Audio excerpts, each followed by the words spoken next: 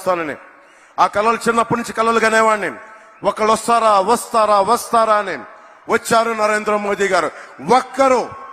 ఒక్కరు వచ్చి ఈ రోజున భారతదేశపు ప్రపంచ శక్తిని చరిత్ర పుటాల్లోకి తీసుకెళ్లారు. 10వ స్థానంలో ఉన్న భారతదేశం 5వ స్థానంలోకి వచ్చింది. మూడోసారి ముచ్చటగా ఆయన ప్రధానమంత్రి కాబోతున్నారు. మూడోసారి ప్రపంచ అగ్రగామి దేశాల్లో 3వ దేశంగా కాబోతుంది. మనందరం కలిసి ప్రధానమంత్రి గారి వెంట నడుస్తున్నాం. మేమందరం నడుస్తాం.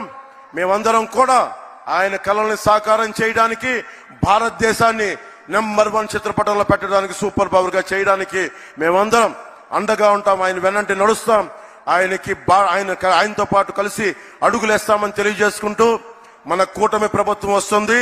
ఆ వైసీపీ అవినీతి కోటల్ని బద్దలు కొడుతున్నామని తెలియజేసుకుంటూ, తెలుగుదేశం అధినాయకులు చంద్రబాబు గారికి, లోకేష్ గారికి, ప్రధాన కార్యదర్శి, అలాగే మన మేడం పురంధేశ్వరి గారికి, వేదిక పైన ఉన్న నాయకులందరికీ, ప్రతి ఒక్క తెలుగుదేశం నాయకులకి, జనసేన నాయకులకి, భారతీయ జనతా పార్టీ నాయకులకి పేరు పేరున ధన్యవాదాలు తెలియజేసుకుంటూ, ఇక్కడ ఉన్న అశేష బీజేపీ అభిమానులందరికీ, కార్యకర్తలకి, నాయకులకి, జనసేన నాయకులకి, తెలుగుదేశం నాయకులకి, ప్రతి ఒక్కరికి పేరు పేరున ధన్యవాదాలు తెలియజేసుకుంటూ, కూటమి ప్రభుత్వాన్ని స్థాపిస్తున్నామని తెలియజేసుకుంటూ, భారత్ మాతా కీ జై హింద్.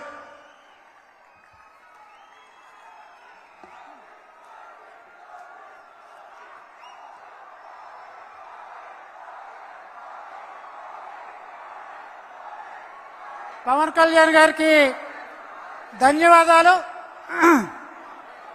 ప్రపంచ దేశాలలో భారతదేశాన్ని అగ్రగామిగా నిలపడానికి గత 10 సంవత్సరాలుగా నిరంతరము శ్రమిస్తున్న మన అందరి ప్రియతమ నేత, విశ్వనేత, విశ్వసనీయ నేత, గౌరవనీయ నరేంద్ర మోడీ గారి ఈ సభను ఉద్దేశించి మాట్లాడవలసిందిగా కోరుతూ ఉన్నా.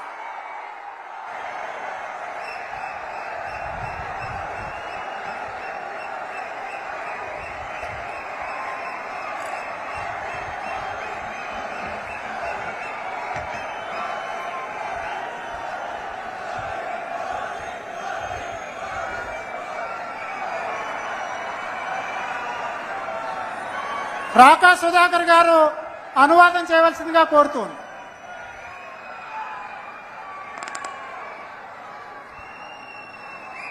నా ఆంధ్ర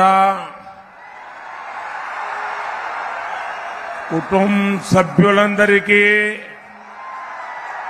నమస్కారాలు.